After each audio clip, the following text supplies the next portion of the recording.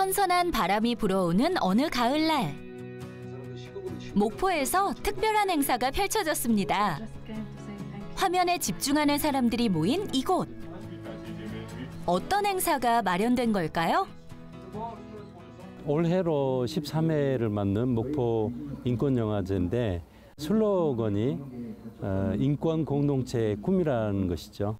여성, 어린이, 또 장애인, 성소수자 등의 상대적 약자에 대한 차별과 불평등이 아닌 서로에 대해서 존중을 하고 그런 공동체를 만들어가자 하는데 이제 우리 목포 인권영화제 어떤 가치 핵심이죠.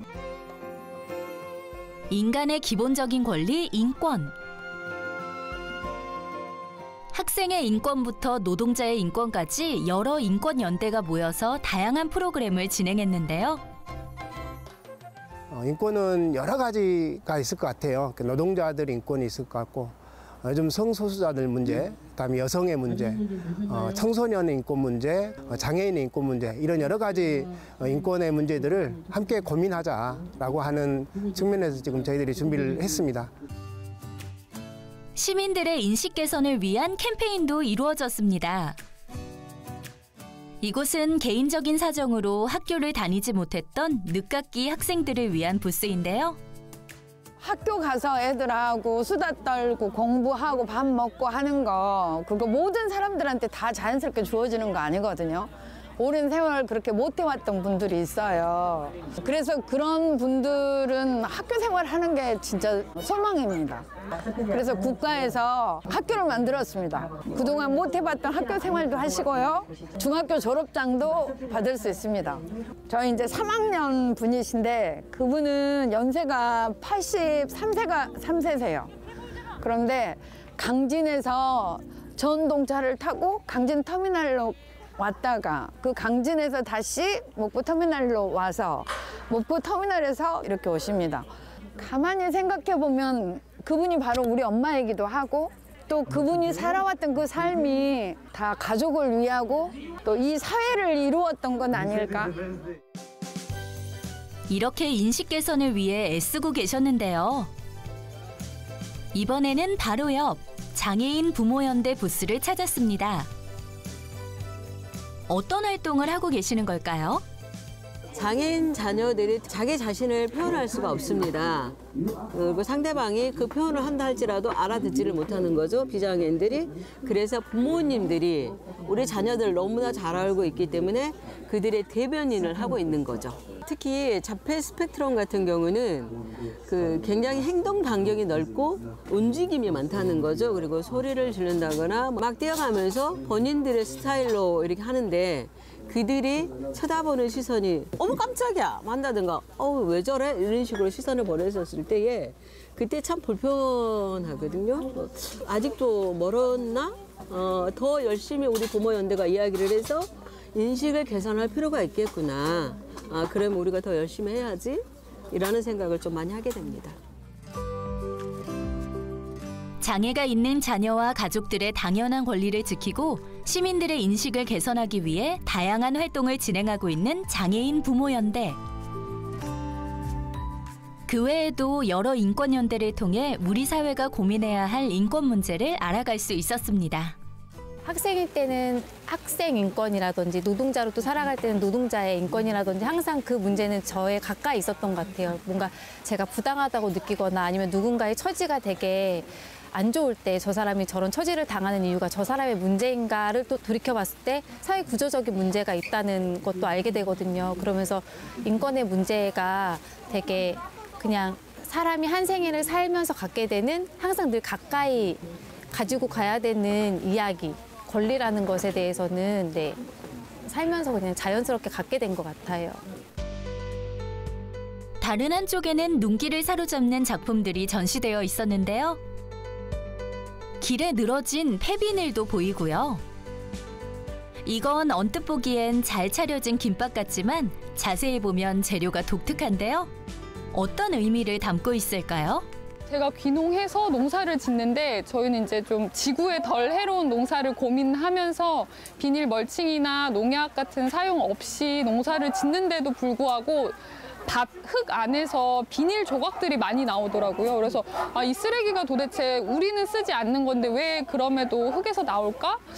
하면서 그제서야 농촌을 둘러보게 됐고 농촌에 정말 많은 쓰레기들을 확인하게 돼서 그 압도적인 쓰레기에 지치기도 하고 무뎌지기도 하고 그렇게 지쳐가던 찰나에 좀 재미나게 나부터도 지치지 않고 뭔가 해볼 수 있지 않을까? 사람들에게도 외면받지 않게끔 뭔가 보여줄 수는 없을까를 고민하다가 이렇게 옷으로도 입어보고 다양한 모습으로 사진을 찍게 된 것 같아요.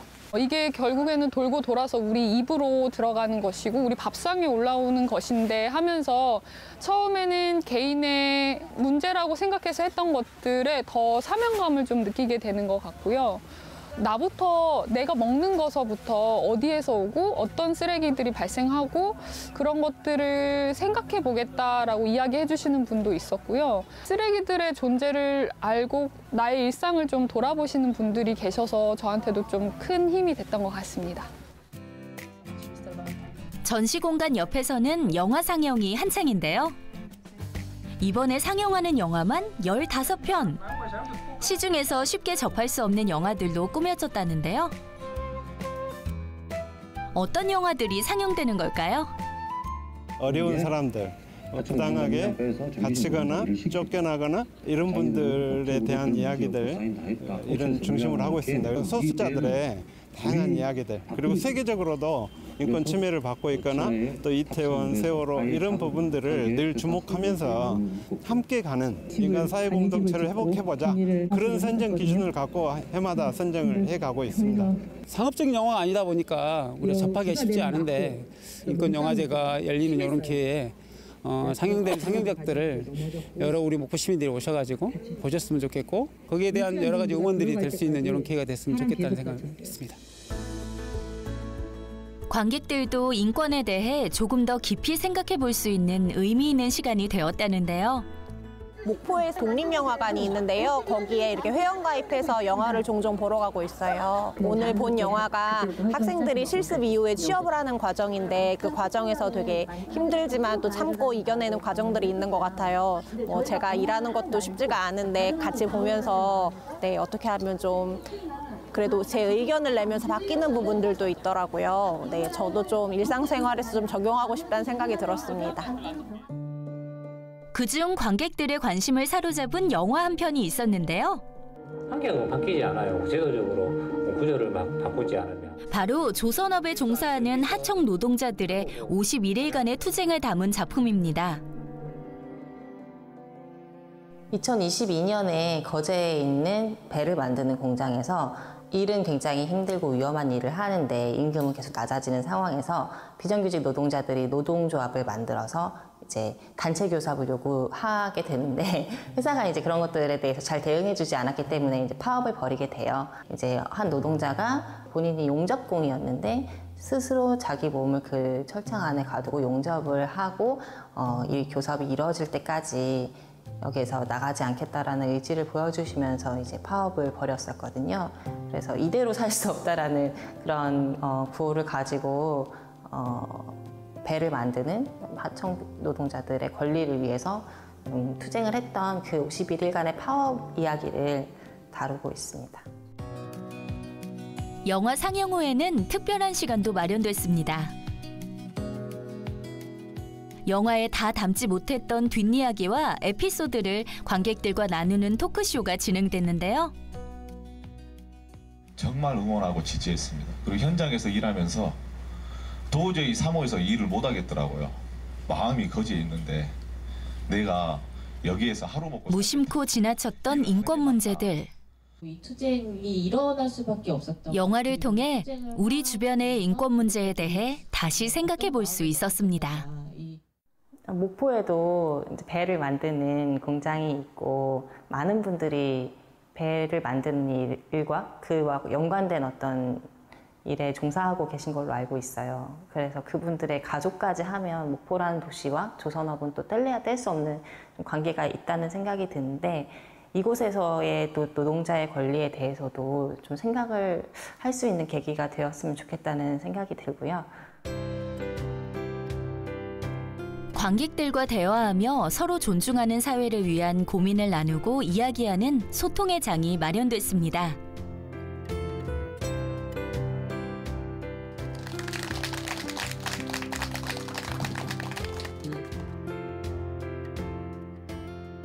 행사 중간에는 관객들의 눈과 귀를 즐겁게 할 공연도 마련됐는데요.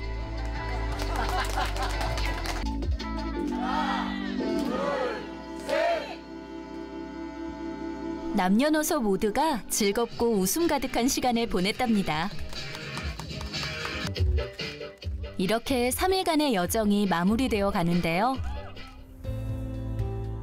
마지막 순서는 이태원 참사 2주기를 추모하는 시간을 마련했습니다. 나는 내가 있어 웃을 수 있었다. 사건의 경각심을 알리는 퍼포먼스도 진행됐는데요.